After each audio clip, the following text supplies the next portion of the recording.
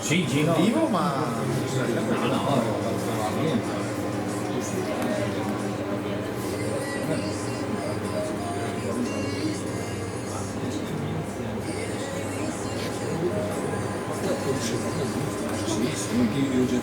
Buongiorno, siamo alla Bottega dei Sapori di Stefano Fabio a Pederina di Montebelluna.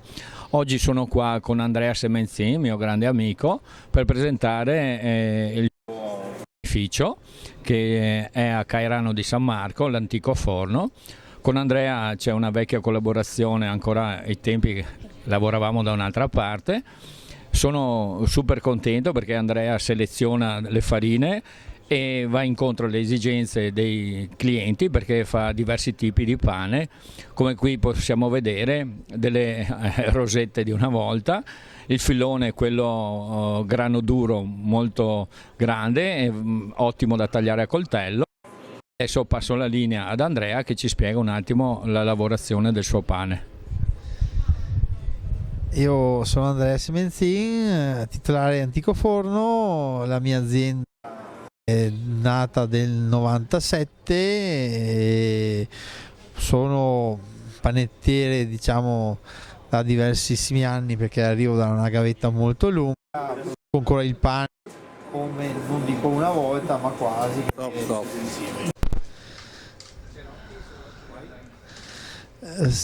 Buongiorno, sono Andrea, panificio Antico Forno di Cairano di San Marco.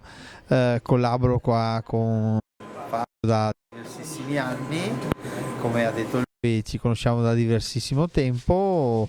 Produco pane con un sistema un po' vecchio, dico io, perché ancora lo produco come una volta, non abbiamo, diciamo, ferme lievitazioni o frighi o quant'altro, abbattitori.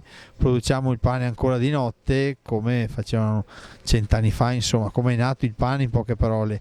Abbiamo dei lieviti naturali e ancora abbiamo delle farine che un po' ce le facciamo avere per noi, ce le selezioniamo e tutto qua. Siamo forti con il grano duro e ultimamente anche con le varie tipologie che vanno di moda ultimamente, insomma, dai cereali al curcuma, al chia e quinoa e senatore Cappelli. Adesso prova. Prova? Prova? Qui abbiamo un filone di grano duro, totalmente di grano duro, pugliese. Qui abbiamo delle rosette che i miei amici qua dicono che non si trovano più, ma qualcun altro le fa ancora, ma comunque le facciamo anche noi. Abbiamo i cereali e abbiamo qua una ciabatta idratata al 90%, dell'integrale al 100% e dei cereali, sempre delle cassettine da fare dei toast, delle bruschettine da mangiare così a metà giornata. Sono molto molto buone, anche da conservare in settimana.